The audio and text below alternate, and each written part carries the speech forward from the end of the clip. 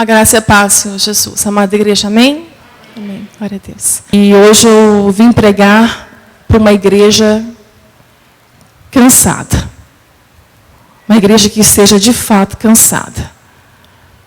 Se você ainda não está cansado, então que você possa guardar essas palavras de hoje, essa pregação no seu coração.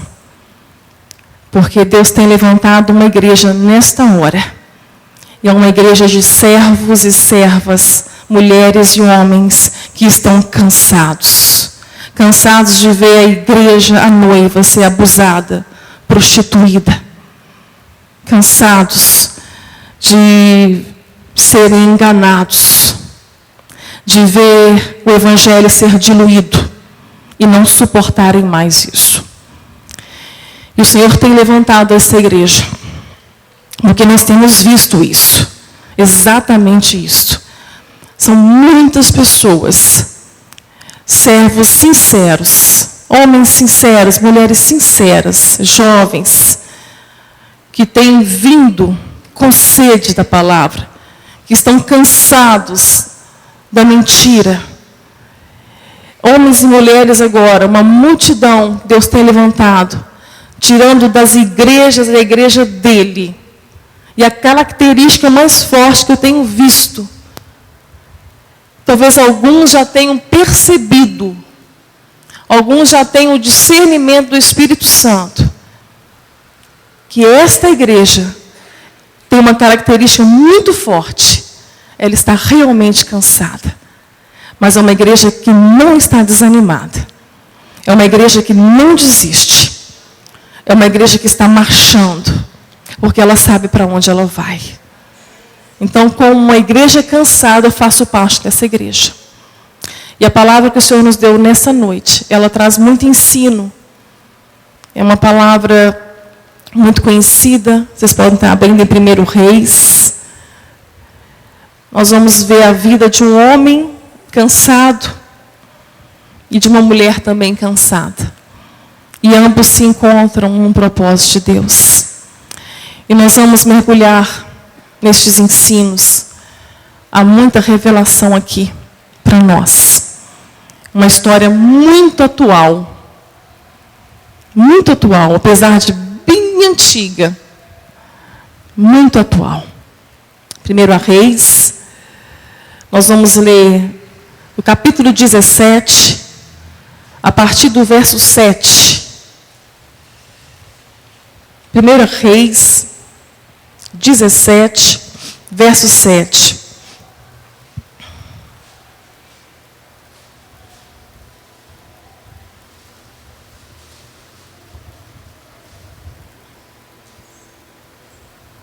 Amém? E sucedeu que, passados dias, o ribeiro se secou, porque não tinha havido chuva na terra. E então veio a ele a palavra do Senhor, dizendo: levanta-te e vai a Sarepta, que é de Sidom, e habita ali. Eis que eu ordenei ali a uma mulher viúva que te sustente. Então ele se levantou e se foi a Sarepta. E chegando à porta da cidade, eis que estava ali uma mulher viúva, apanhando lenha. E ele a chamou e lhe disse: traz-me, peço-te, numa vasilha um pouco de água que beba. E indo ela a buscá-la, ele a chamou de novo e lhe disse: traz-me também um bocado de pão na tua mão. Porém ela disse: vive o Senhor teu Deus, que nem um bolo tenho, senão somente um punhado de farinha numa panela, e um pouco de azeite numa botija. E vês aqui, apanhei 2 gravetos, e vou prepará-lo para mim e para o meu filho, para que comamos e morramos. E Elias lhe disse: não temas, vai e faze conforme a tua palavra. Porém, faze disso primeiro para mim um bolo pequeno e traz-me para fora. Depois farás para ti e para o teu filho. Porque assim diz o Senhor, Deus de Israel, a farinha da panela não se acabará, e o azeite da botija não faltará, até ao dia em que o Senhor dê chuva sobre a terra. E foi ela e fez conforme a palavra de Elias. E assim comeu ela, ele e a sua casa muitos dias. Da panela a farinha se não acabou, e da botija o azeite não faltou, conforme a palavra do Senhor, que falara pelo ministério de Elias. Senhor, está aqui a tua palavra. Coloca, Pai, agora diante de nós a revelação.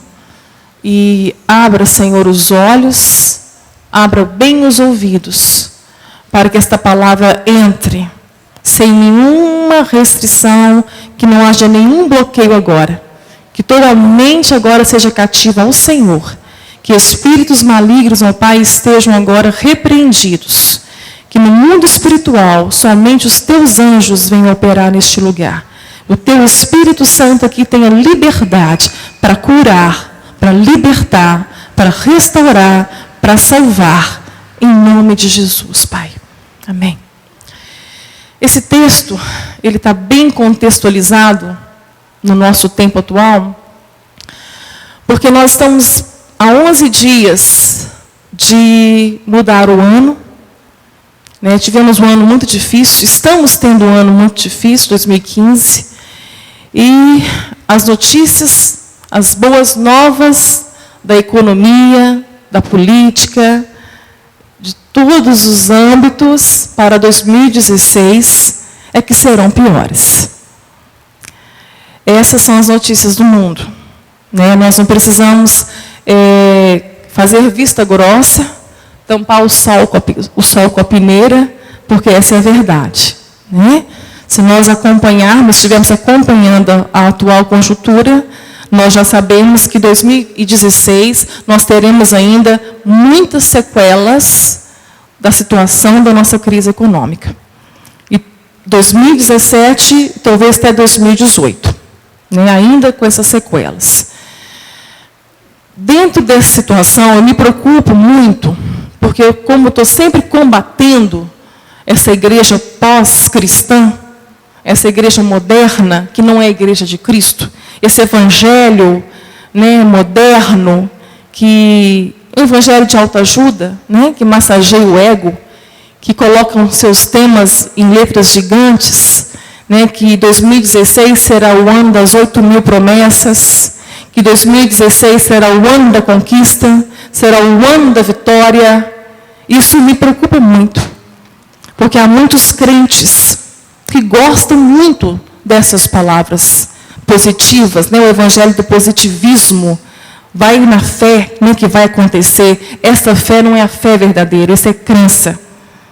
Isso é isso é sorte, né? Essa não é a fé verdadeira. A fé verdadeira não depende nem de circunstâncias, não depende de nada. A pessoa que tem uma fé verdadeira, que já foi experimentada, que já foi forjada no fogo, a pessoa, esse crente, esse servo do Senhor, ele independe se vai ter crise, se não vai ter crise. Isso não nos assusta. Mas o que me assusta é ter uma igreja enorme, né, de crentes realmente que não leem a palavra, que não estão acompanhando o cumprimento da palavra, o cumprimento profético dela, e embarcam e vão junto nessa multidão, essa mesma multidão que ia atrás de Jesus pelos peixes, pelo pão e pelas curas, pelos milagres, que não queriam Jesus. E Jesus mesmo disse sobre eles, né, que a palavra, em João, capítulo 2, fala que muitos criam em Jesus pelos sinais que ele fazia. E Jesus mesmo disse que não confiava neles, porque conhecia o coração deles. Jesus conhece o nosso coração. Jesus sabe qual que é a nossa motivação, qual que é a sua motivação para segui-lo. Se a sua motivação para segui-lo não foi o que ele fez por você 2.000 anos atrás, então que nestes 11 dias que faltam para virar o ano, a começar hoje, que essa motivação seja convertida. seja convertida à única motivação que vai fazer com que você fique de pé. Que com tudo que vai vir, com as tempestades, com os ventos fortes, que com tudo que virá, que a tua motivação venha fazer com que você esteja sobre os pés, com os pés sobre a rocha. Com a tua casa firmada na rocha, que é a sua vida. Totalmente alicerçada, dependente dele, para que você consiga. Então, dentro desse contexto, nós podemos colocar a história de Elias e a viúva de Sarepta perfeitamente para conhecermos quem é o nosso Deus, a quem chamamos de Deus. Porque esse acontecimento aqui, é uma consequência, essa seca, essa falta de chuva por 3 anos e meio em Israel, que afetou os territórios vizinhos, inclusive Sidom, que é onde Elias encontra essa viúva de Sarepta. Essa seca, ela veio como um juízo de Deus, como uma disciplina de Deus. Por quê? O rei de Israel atual, Acabe, um rei que fez muito mal, fez pior do que os outros reis que vieram antes dele. E a palavra aqui em 1 Reis diz que Acabe quis irritar a Deus. Ele irritava a Deus. Ele casou-se com Jezebel, filha do rei de Sidom, uma mulher profana, que trouxe para Israel a adoração de Baal, do deus Baal.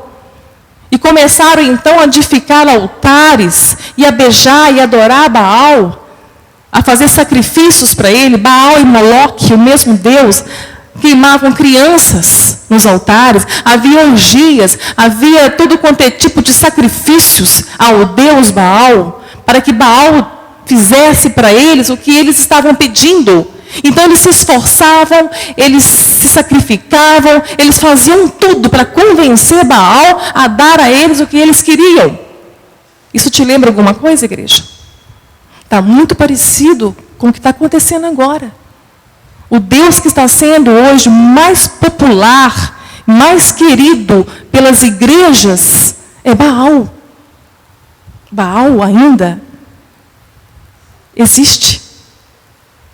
E está sendo adorado em muitos corações. Há muitos corações com altares para Baal. Fazendo sacrifícios, campanhas, pagando o preço que for. Para que ele faça o que você quer. Para que ele faça o que que essa igreja mimada, que a igreja mimada atual quer. Isso é muito sério. E Deus se irou com isso. Deus verdadeiro, o Deus de Israel, o Deus que fez chover milagres, o Deus que cuidou daquele povo, o Deus que amou aquele povo no deserto e não deixou faltar nada, um Deus que cuida, um Deus que ama, o Deus libertador, o Jeová, o Deus de Israel, está virado.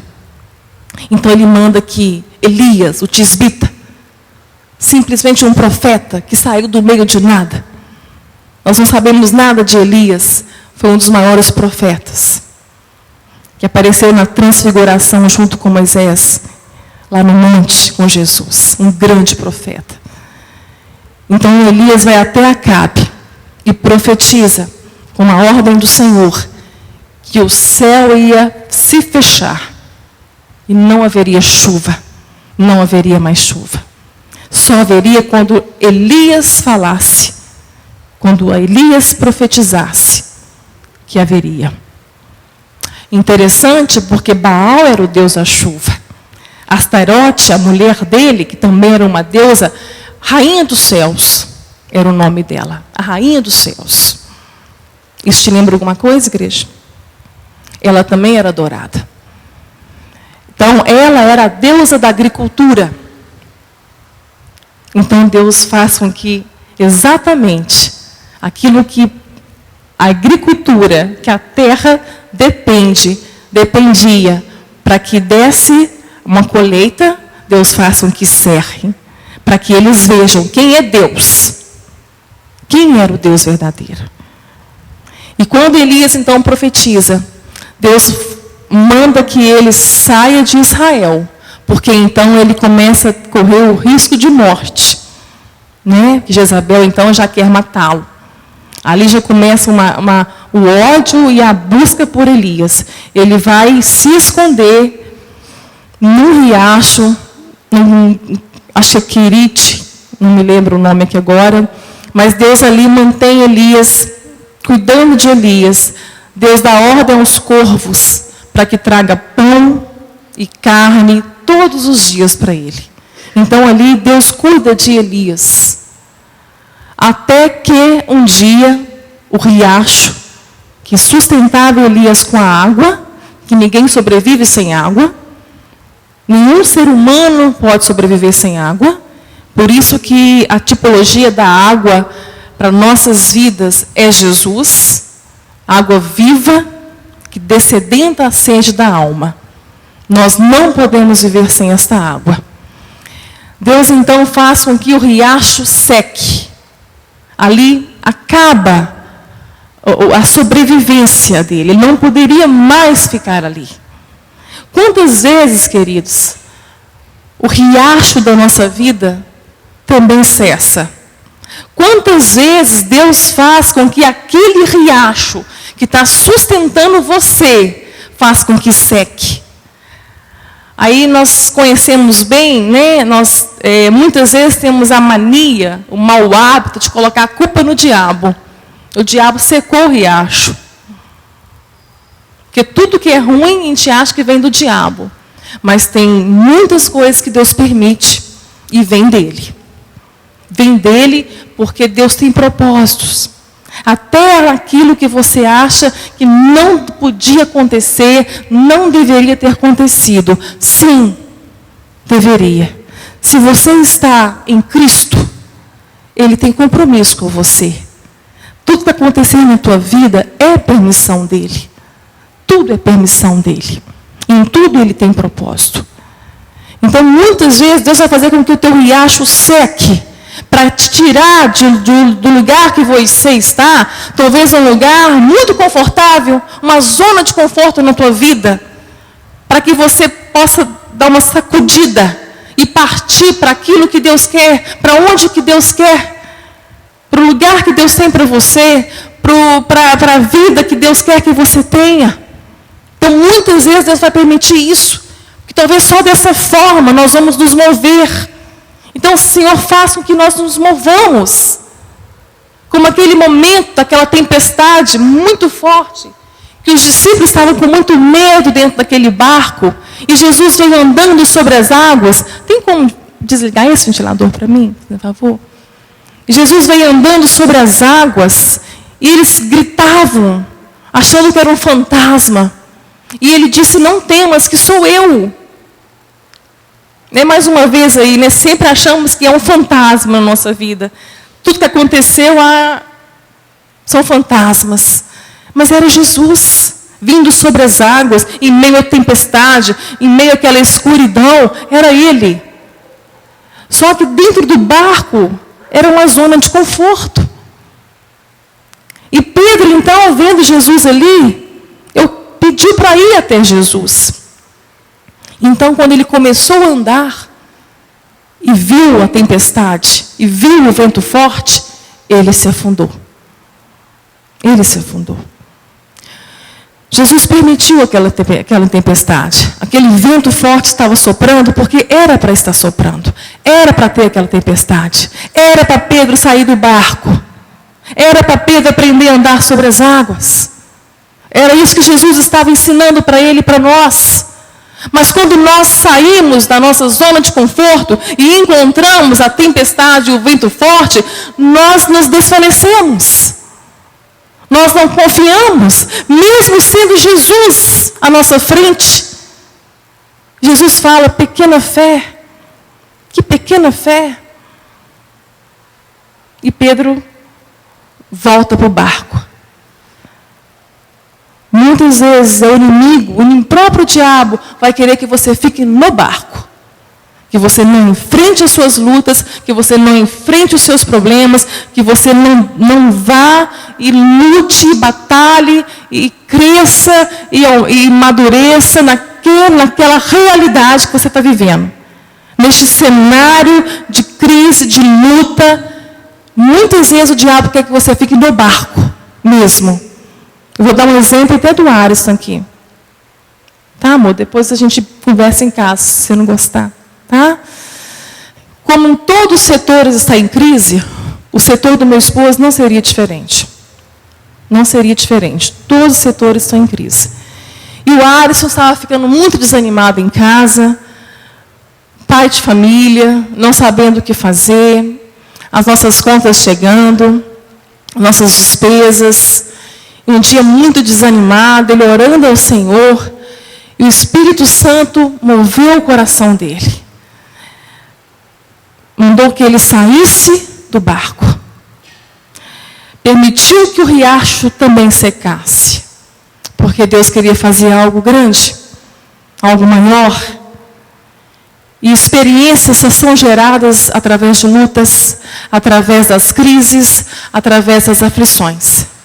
Então, neste momento, o Ariston, então, ele toma uma posição, ele toma uma atitude dentro do seu trabalho, da sua profissão. O que ele faz? Coisa simples, igreja. Ele muda o seu aspecto, ele faz um uniforme para ele, porque o Ariston é autônomo. Ele estava trabalhando de blusa de malha, calça jeans, estava muito tranquilo, e zona de conforto mesmo. Então, ele toma uma posição, ele faz um uniforme, manda fazer camisa, manda bordar o logotipo, manda colocar no carro o logotipo da empresa para a qual ele presta serviço como autônomo. E começa, então, a visitar muitos salões, que ele trabalha com salões, com venda de cosméticos. Visitar vários salões, não só os clientes que ele já tinha, mas tantos outros. E Deus começa, então, a abrir a porta. Deus vai reagir muito mais às suas atitudes do que aquilo que você não está fazendo. Ele vai reagir às suas atitudes. Deus reage muito mais do que propriamente Ele age. Então, se esforce, tenha bom ânimo, que Ele será contigo, Ele te ajudará. Amém? Então, o riacho seca, porque Deus tinha um propósito para Elias. Elias, agora você vai para Sarepta. Lá eu ordenei uma viúva para cuidar de você. Imagino que ele deve ter ido todo feliz. Viúva, imaginou, cuidar de mim, me sustentar, deve ser uma mulher rica. Né? Deve ser uma mulher abastada. Quando ele chega na porta da cidade, ele vê a viúva catando gravetos no chão. Então ele viu que era ela. Então ele pede para ela água. A água ali naquele momento é algo precioso. Mas ela não mede esforços. Quando ela vira para buscar a água, ele fala, espera, busca também para mim um bolo para comer. E ela volta e fala que não tinha mais nada. Vive o teu Deus, que a única coisa que eu tenho é um pouquinho de farinha, um restinho de azeite e 2 gravetos agora, que eu vou preparar para mim e para o meu filho, e nós vamos comer e vamos morrer, porque nós não temos mais nada. Eu imagino que essa mulher já estava passando de fome para chegar a esse ponto. Como ela deve ter fracionado o azeite e a farinha já por semanas, por meses, ou pelos anos que se passaram nessa seca, para que o filho comesse. Quantas vezes ela deve ter deixado até de comer, para que o filhinho dela tivesse o que comer. Ela estava realmente no fim, no poço, no limite. E Deus, então, faz com que ela passe por esta prova. Quando Elias pede água, a água já seria uma prova. ela não hesita em obedecer, em ajudar. Porque naquele momento ela estava sendo próxima de alguém. Todos nós somos próximos de alguém. Você é próximo de quem? É de quem precisa de você. É de quem necessita de você. E o Senhor prova o nosso amor dessa forma. Se nós dissermos que amamos ao Senhor com toda a nossa força, de toda a nossa alma, de todo o nosso entendimento, de todo o nosso coração, esse amor só é manifesto ao próximo. Esse amor só pode existir quando ele é manifestado ao meu próximo. Então você é próximo de quem? Quem está necessitando deste amor? Deste amor que você tem a Deus. Sempre tem alguém. Talvez alguém que é teu cônjuge, que está na tua cama. Talvez alguém que está no quarto ao lado, que seja teu filho. Às vezes nós queremos ser próximos dos outros. Muitas vezes nosso amor vai ser provado com os nossos. Então, aquela hora era muito difícil para aquela mulher obedecer. Mas Deus havia ordenado no coração dela, que sustentasse Elias. Então, por isso que ela obedeceu. Quando Elias viu que ela obedeceu, Elias então a chama novamente para uma prova mais difícil. Igreja, é dessa forma conosco. Nos momentos mais difíceis da nossa vida, de maior crise, de maior dificuldade, e muitas vezes estamos sozinhos, é o momento que o Senhor mais nos prova. Vamos prestar muita atenção nisso, porque Ele está nos provando para nos aprovar, para mudar o nosso cenário. Só dessa forma que nós vamos conhecê-lo. Ele sabe como fazer. É assim que tem que ser feito. Então aquela prova veio dura da segunda vez. Pediu para ela a única coisa que ela tinha. A única coisa que ela tinha para comer. E ela sentiu muito, mas não podia. Ela não tinha. Só que Elias fala com ela assim: não temas, faça para mim primeiro, depois para o teu filho. E a farinha da tua botija, da tua panela não vai faltar. E o azeite da tua botija não vai faltar. Que garantia que ela tinha disso, queridos? Que garantia que ela tinha disso? Deus estava trabalhando na fé. Fé é isso. Fé é crer naquilo que você não vê. Fé é crer no invisível. A fé não depende de coisas palpáveis para você crer, para você confiar. Fé é justamente crer e esperar naquilo que você não vê. E aquela mulher creu. Creu na última coisa que ela tinha. E era realmente muito pouco. Porque se fosse lenha, seria para muita comida. Mas ela tinha somente 2 gravetos. Ela não precisava de mais de 2 gravetos. Porque realmente era muito pouquinho.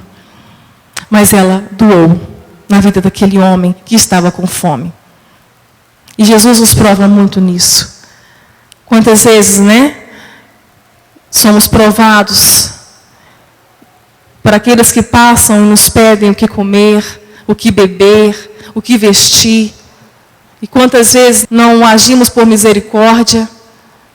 Então, negando para os necessitados, nós negamos a Jesus.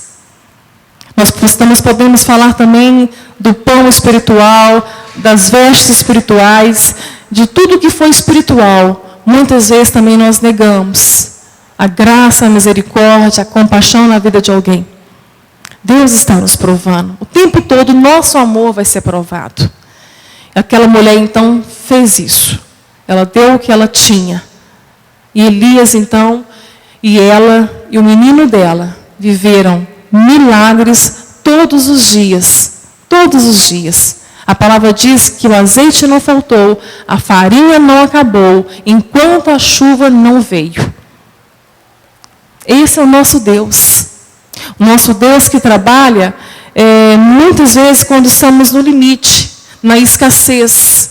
Muitas vezes quando nós chegamos ao fundo do poço, que não tem mais nada, não tem o que fazer.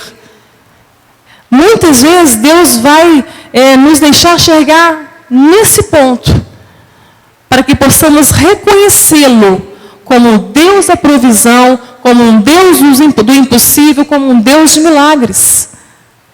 Abraão, quando levantou o cutelo para sacrificar Isaque, o seu único filho, quando ele levantou o cutelo, não havia mais nada. Abraão já estava no seu limite. Ele já estava com o cutelo para baixar sobre o seu filho. O Senhor permitiu que ele chegasse ao seu limite. E o anjo do Senhor bradou: não faça isso, porque agora eu sei que temes a Deus. Esse eu sei que temes a Deus, não é porque Deus estava descobrindo ali, aquele momento, que Abraão iria obedecê-lo até o final. Que Abraão passaria nessa prova. Não, Deus é onisciente. Deus já sabia. Esse agora eu sei, é porque Deus estava fazendo ser conhecido para Abraão a fé que ele tinha. Porque nós precisamos conhecer a fé que nós temos. Vocês estão entendendo, igreja? Muitas vezes é no nosso limite. Quando Ana mexia os lábios, não falava nada, parecia uma embriagada, porque ela estava no seu limite, pedindo um filho para Deus. Os anos se passaram. E Penina, a sua rival, parece que ela dava cria todo ano.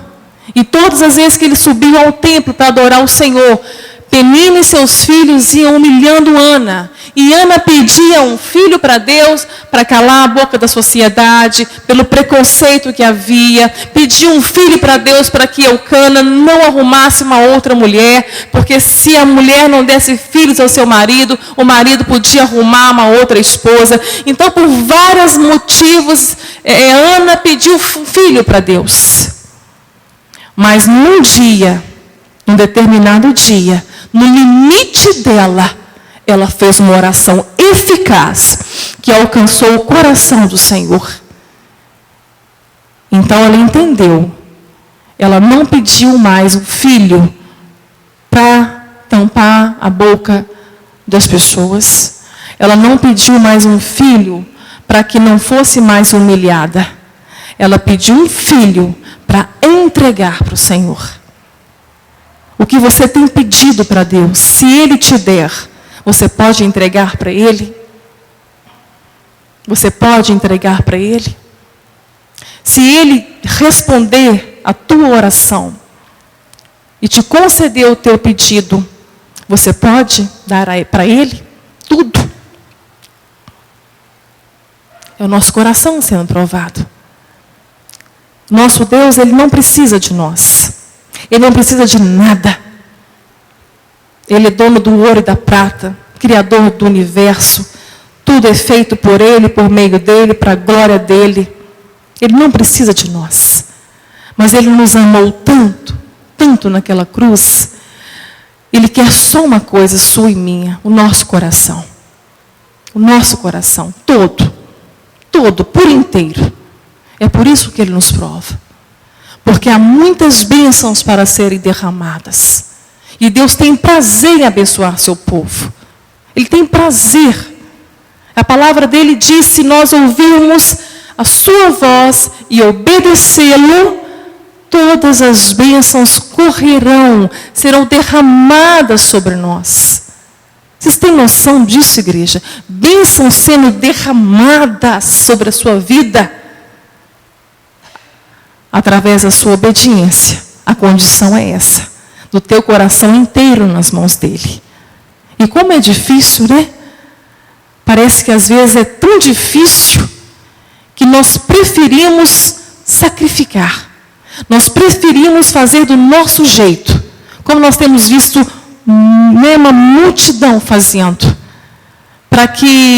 para que não precise se arrepender dos pecados, para que não precise mudar o estilo de vida, porque obedecer ao Senhor é mudança de vida. O estilo de vida do servo do Senhor é um estilo de vida totalmente diferente do mundo. Obedecer ao Senhor vai fazer com que nos tornemos a cada dia separados deste mundo, com a nossa vida santificada. Uma santificação que tem que ocorrer todos os dias. Aí muitas vezes é isso que a igreja não quer. Prefere sacrificar. Prefere realmente pagar. Né? Fazer do seu jeito. Porque aonde está se recebendo, aonde está sendo feita essa barganha, aonde Baal é o Deus, não precisa arrepender de pecados. Não precisa confessar pecados. Basta acreditar que esse Deus vai fazer. Basta pagar que esse Deus vai fazer. Então a gente tem visto muito isso. Pessoas sendo arrastadas, uma multidão arrastada por um evangelho falso. Por um evangelho falso. E a história de Elias continua. Esta mulher que declarou na palavra, conversando com Elias, ela disse: vive o teu Deus, que eu não tenho o que comer. Essa mulher não tinha o Deus de Elias como o seu Deus. Essa mulher era de uma terra pagã, onde Baal era o Deus. Só que aprova o Deus, com tantas viúvas em Israel, Elias ir socorrer e ser socorrido a uma viúva estrangeira, a uma mulher fora do povo de Deus. Porque naquele povo chamado povo de Deus, não havia adoração mais a Deus. Não havia mais adoração a Deus. Então, por isso que Deus enviou Elias para aquela mulher. Deus tinha um propósito naquela mulher, naquela vida.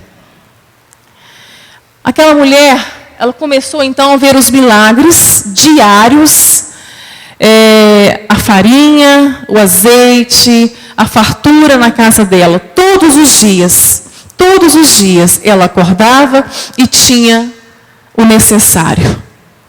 Todos os dias havia milagre na cozinha.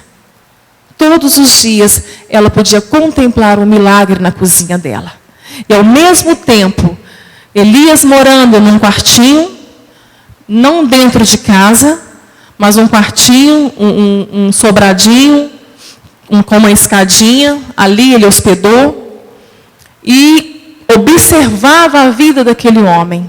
Todos os dias ela teve a oportunidade de ver a vida de um servo do Senhor. Um servo de oração, um homem que se dedicava a Deus, um homem que se dedicava à oração, um homem realmente que se santificava, um homem fiel ao Deus de Israel, fiel ao seu Deus. E ela foi conhecendo Deus através de Elias. Mas aconteceu algo terrível. O filho dela adoeceu. E antes que ela chamasse Elias, aquele menino morre. Então, aquela mulher desesperada chama por Elias e fala: o que tenho eu contigo, homem de Deus, que vieste a mim, para que eu veja a minha iniquidade e seja castigada? O que tenho eu contigo, para que eu seja castigada pela minha iniquidade? Aquela mulher, o que fez ela ter consciência de uma mulher pecadora, de uma mulher iníqua, de pecados que não são confessos, que não são deixados, uma pecadora sem arrependimento. O que fez essa mulher saber disso, igreja? Através da santidade de Deus que Elias manifestava naquela casa. Quando estamos diante da santidade de Deus, não pode acontecer uma outra coisa que não seja isso. Nos reconhecer como pecadores. Isso tem que acontecer. Ninguém que tem um encontro com Cristo pode sair dele sem reconhecer que é um pecador e que tem que deixar o seu pecado, que tem que confessar o seu pecado. Ninguém que tem um encontro com Cristo sai dele sem se sentir envergonhado por ser pobre e miserável. Como Pedro, quando Jesus entrou no barco dele e aconteceu aquela pesca, aquele milagre, aquela pesca maravilhosa, peixes que estavam quase arrebentando as redes. Quando Pedro viu aquele milagre, ele se viu diante de Cristo, do Senhor. E ele se prostrou e falou: aparta de mim, porque não sou digno de estar na tua presença. Eu sou um homem pecador. Assim também como Isaías, quando ele viu a glória do Senhor, ele disse: ai de mim, que sou um homem impuro, de lábios impuros. Não tem como estar na presença do Senhor sem sentir vergonha do pecado, sem se arrepender dele. É impossível, se houve um encontro com Deus, é impossível não ver a sua iniquidade diante de você. Até os demônios viram. Quando Jesus passava por eles, pelo aquele demoniado gadareno, em Gadara, o que os demônios disse? O que temos nós contigo, Filho de Deus? A mesma frase da mulher, da viúva de Sarepta. O que tenho eu contigo? Que vieste a mim por causa da minha iniquidade, para me castigar. E os demônios, da mesma forma que temos nós contigo, Filho de Deus, que vieste a nós nos atormentar antes do nosso tempo. Por quê? Por que causa isso? Porque quando nós estamos diante da santidade de Deus, além de reconhecermos a nossa iniquidade, vem também a nós que há uma condenação sobre nós. Se nós não nos arrependermos, se nós não nos confessarmos, se nós não largarmos o nosso pecado, se nós não vivermos uma vida de santidade. Então a santidade de Jesus lembrou aos demônios que havia uma condenação eterna já sobre eles. Da mesma forma, aquela mulher se sentiu culpada e trouxe ela também a consciência que havia também sobre ela uma condenação eterna. É isso que o Espírito Santo, é disso que o Espírito Santo nos convence, do pecado, da justiça e do juízo. Estavam acontecendo muitas coisas dentro daquela casa que servem para nós como um ensinamento muito grande e muito sério. Deus não veio castigar aquela mulher. Deus veio trazer a ela justamente o contrário, a esperança de uma vida eterna. Veio trazer a ela a esperança do perdão, da transformação, porque até então, com os milagres da cozinha, ela não reconheceu o Deus de Elias. Ainda era o Deus de Elias, não era o Deus dela. Quantas vezes vivemos milagres diários na nossa vida? Ah, mas é a nossa cozinha. Não são sobrenaturais, então não serve. Pois é. Mas Deus está nos provando nos milagres diários. No fôlego de vida que Ele te deu hoje. São os nossos milagres. Dos livramentos que você teve hoje, que nós tivemos hoje, e nem sabemos quantos livramentos recebemos dia após dia. E nem paramos para agradecer. Porque nem sabemos, não damos valor. Quantas pessoas não acordaram hoje? Quantas pessoas já desistiram de viver e tiraram suas próprias vidas? A cada 40 segundos há um suicídio no mundo. A cada dia, 24 mil pessoas morrem de fome. E nós não paramos para reconhecer o nosso Deus de milagres. Mas são milagres diários. Precisamos viver um dia de cada vez os nossos milagres diários. agradecendo a Deus, acalmando o nosso coração, que neste dia o Senhor, Deus fiel, nos prometeu o pão nosso de cada dia. É nosso, é para a igreja dele, não vai faltar. Então não importa a crise. Mas vai acontecer isso. Não importa.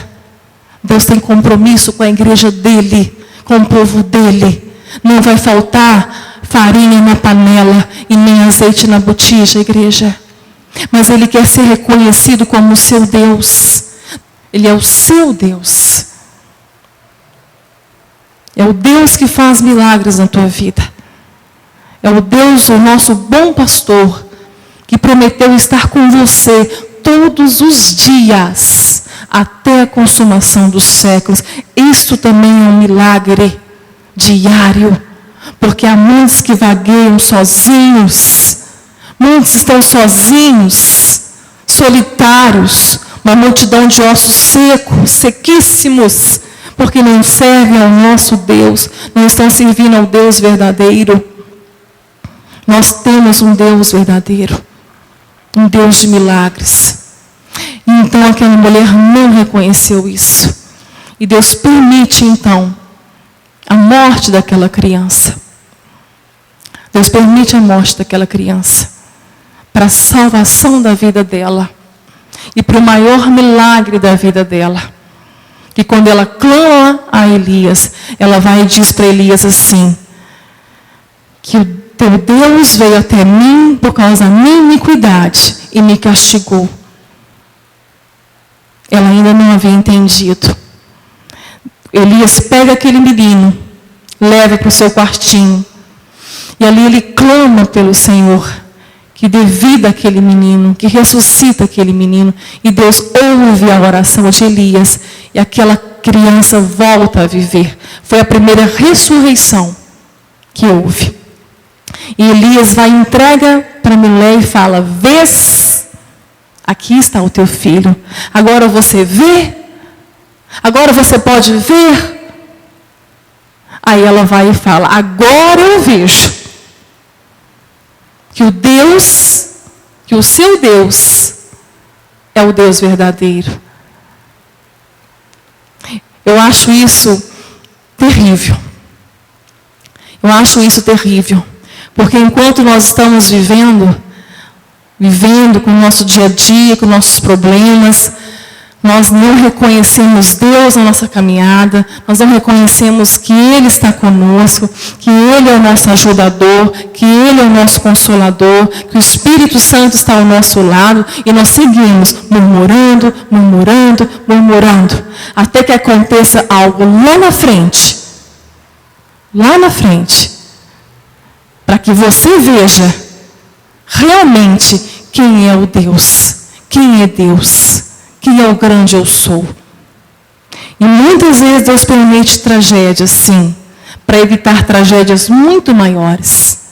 Sabe quais são as tragédias? A tragédia muito maior do que qualquer outra que possa acontecer na minha vida e na sua?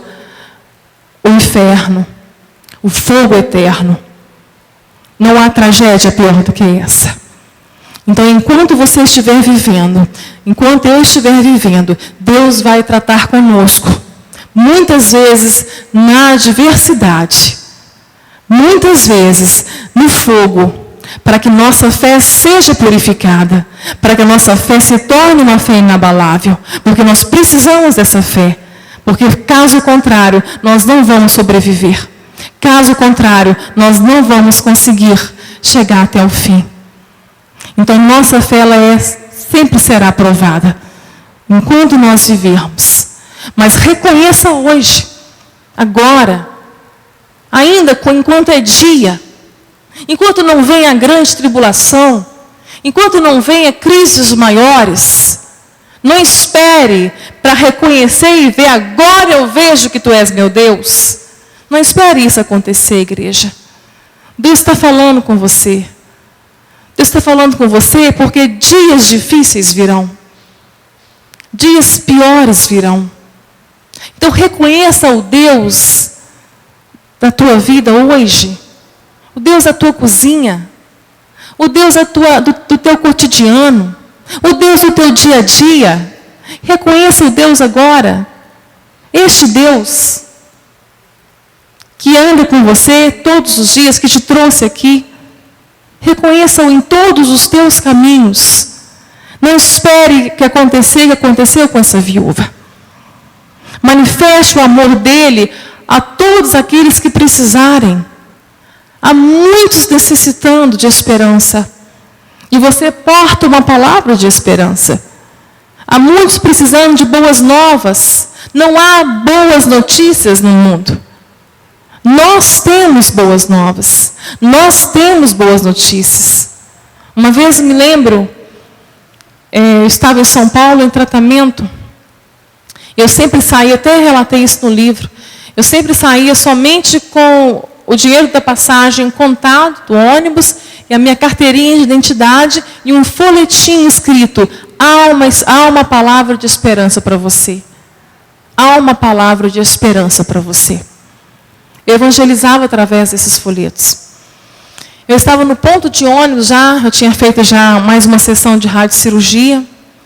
E em São Paulo eu via muitos idosos jogados nas calçadas, mendigos. Muitos idosos mendigando. Eu me assustei muito com aquilo. Eu nunca tinha visto isso. Aqui em Patinga a gente vê muitos viciados, né?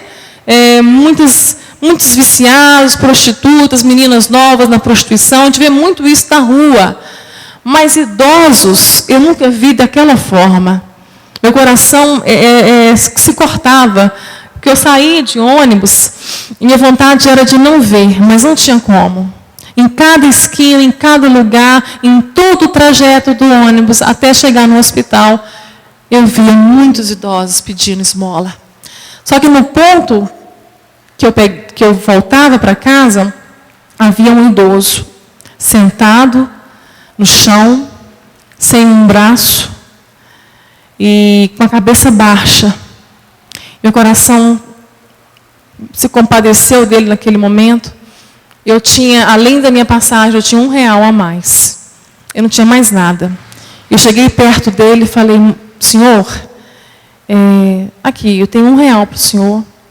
Ele pegou a mão e falou: Deus te pague. Aí eu fui e tirei o folhetim, mas eu tenho uma palavra de esperança para o seu coração também. Aí ele levantou a cabeça. Os olhos eram azuis. Um senhor de idade muito bonito, muito sofrido por estar nas ruas. E aquele homem chorou e disse: eu preciso de esperança. Eu não tenho esperança. Muitas vezes a esperança de alguém é você. Nós temos a única esperança deste mundo, que é Jesus. Que você seja a esperança de alguém, como Elias foi a esperança daquela mulher. Deus permitiu que aquela mulher chegasse realmente ao fundo do poço. Deus permitiu que aquela mulher tivesse somente os 2 gravetos. Talvez você que hoje está só com 2 gravetos. Somente para este dia. Deus sabe como você chegou aqui. Deus sabe, tem visto a igreja dele, que tem caminhado cansada. Com os dias serem tão difíceis, que ele prometeu abreviá-los por causa dos seus filhos. Deus sabe como você está. Se você tem só 2 gravetos, somente para hoje, você não tem mais uma luz no fim do túnel para você, essa palavra é para você. Deus tem a resposta. Deus é a solução. Deus é a esperança. Então entregue tudo para Ele. Se derrame no altar. Entregue o teu coração. Senhor, eu só tenho isso. É isso que eu quero. Senhor, eu não posso mais nada. É aí que eu esperei que você chegasse. Porque enquanto você não estiver cansado, enquanto você estiver ainda uma esperança que não for nele, então você ainda não precisa dele. Ainda o teu coração não é todo dele. Em quem você tem esperado? Feche os teus olhos. Examine a você mesmo. Faça uma análise. Pense na luta que você está vivendo. Você tem buscado a solução em quê? Em quem? Para quando? Deus está pronto para te socorrer. Mas somente quando você estiver realmente precisando dele. Quando realmente todas as esperanças suas se findarem. Quando não houver mais, você não tiver mais colocado, posto a sua esperança em mais nada, em mais ninguém. Quando você não depender de nada mais, que nada venha a ser mudado à sua volta. Quando você realmente reconhecer, Senhor, eu preciso de Ti. Tu és tudo que eu tenho. A minha esperança está em Ti. Deus vai trabalhar com você até fazer com que você chegue como aquela viúva chegou. Agora eu vejo que Tu és o Deus verdadeiro. E a palavra que está na tua boca é verdade. Você já chegou a este ponto? Deus está esperando. Porque Ele tem bênçãos para derramar sobre a sua vida. Deus tem muito mais prazer em te abençoar do que você quer ser abençoado. Ele tem muito mais para te dar do que você imagina ter. Esse é o nosso Deus. Volta para Jesus. Entrega o teu caminho a Ele. Confia nele, Ele tudo fará. Senhor, receba, Pai, as nossas vidas. Oh, Pai, esta igreja cansada aqui. É exatamente, oh, Pai, o que ela representa. Uma igreja pequena, Senhor. Uma igreja que reconhece o Senhor. Reconhece que realmente não há mais força em nós. Só o Senhor é Deus. Só o Senhor é nossa força. Mas é esta igreja pequena que tem se levantado agora na terra, Senhor. É esta igreja pequena que tem o Senhor retirado de dentro das igrejas e formado um exército. Meu Pai, um exército que está crescendo a cada dia, porque a cada dia, inevitavelmente, os fiéis, os verdadeiros crentes do Senhor não aguentarão mais viver sem a Tua presença, Senhor. Sem o Teu evangelho verdadeiro. Ó Deus, cada vez mais pessoas não suportarão ouvir falso evangelho, ouvir mentiras, porque o Senhor tem despertado esta igreja que ama a verdade, Senhor. Ela é pequena, mas ela vai crescer, sobremaneira ela vai crescer sobre a terra. A Tua noiva, Senhor, marcha gloriosa, vestida de vestes brancas, sem se sujar dessa lama, lavada pelo sangue de Jesus. E nós queremos fazer parte dessa igreja, Senhor. Ó Pai, toda esta igreja aqui, todas essas vidas que se encontram aqui dentro, ó Pai, nós entregamos agora nas Tuas mãos. Que o Senhor venha tratar com cada um de nós, porque diante desta palavra não há como fugir da Tua face, Senhor. Não há como não reconhecer a nossa iniquidade. Não há como fingir que não tem nada acontecendo, Senhor. Ó Pai, que diante de Ti nós venhamos tirar as nossas capas e nunca mais colocá-las novamente, porque o Senhor tem tudo que nós precisamos. O Senhor é tudo que nós temos. Muito obrigada, Senhor. Abençoe essa pequena igreja e abençoe toda a igreja do Senhor. Assim nós agradecemos ao Senhor esta noite, em nome de Jesus. Amém. Glória a Deus. Valeu.